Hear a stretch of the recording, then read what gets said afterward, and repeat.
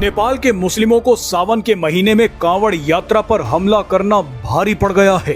इस घटना के बाद नेपाल के मधेश इलाके के कई जिलों में सांप्रदायिक तनाव बढ़ गया। कई इलाकों में कर्फ्यू लगा दिया गया। इस हिंसा में ओम प्रकाश मेहता, जय प्रकाश मेहता और गणेश यादव की मौत हो गई। लेकिन हैरानी की बात देखिए कि नेपाल की सरकार मुस्लिम पक्ष से बातचीत करने पहुंच गई, लेकिन नेपाल के हिंदू बदला लेने के लिए पहुंच गए। सोशल मीडिया पर नेपाल की कई ऐसी वीडियोस वायरल हो रही हैं जिन्हें देखकर पूरी दुनिया हिल जाएगी। आज हम आपको नेपाल की ऐसी 5 वायरल तस्वीरें दिखा रहे हैं जिन्हें देखकर भारत भी चौंक जाएगा। हम आपको एक बार फिर बता दें कि ये सभी तस्वीरें वायरल हैं, इनकी पुष्टि हम नहीं करते। आइए आपको पहली तस्वीर दिखाते हैं।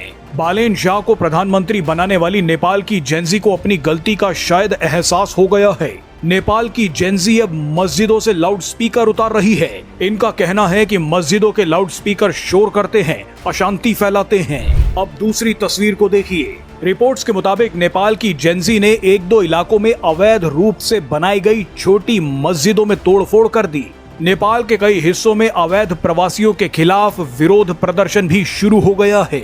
अब आप तीसरी तस्वीर को देखिए। नेपाल के लोग अब मुस्लिम मोहल्लों में जाकर मुस्लिमों के घरों से इस्लामिक झंडे हटा रहे हैं। इन लोगों का कहना है कि मुस्लिम लोगों को अपने घर में नेपाल का झंडा लगाना चाहिए। नेपाल में इस्लामिक झंडों और कट्टरता की कोई जगह नहीं है। नेपाल से आई चौथी तस्वीर देखिए। नेपाल के हिंदू अब सड़कों पर अपनी सेना के सामने जय श्री राम के नारे लगा रहे हैं। सेना को बता रहे हैं कि आप हमारी रक्षा के लिए हैं।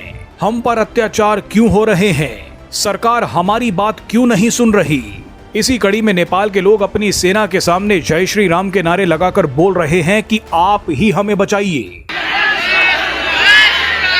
बहरहाल अब आप आखिरी तस्वीर देखिए। वायरल दावों के मुताबिक हिंदुओं का गुस्सा देखकर नेपाल के मुस्लिम अब कुछ इलाकों में सद्भावना रैली निकाल रहे हैं। ये लोग बोल रहे हैं कि हिंदुओं और मुसलमानों को एक साथ रहना चाहिए, प्यार से रहना चाहिए, लड़ना तो बिल्कुल नहीं चाहिए। जाते जाते आप नेपाल के इस मुस्लिम का बयान एक बार फिर सुन लीजिए। देखिए अब तक अकड़ दिखा रहे नेपाल के मुस्लिम किस तरह से प्यार की बातें कर रहे हैं। मोहम्मद असगर अली है।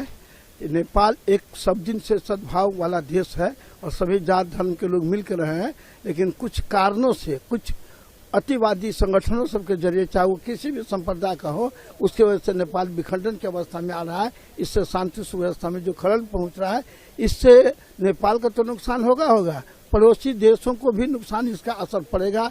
ये आप समझ लीजिए।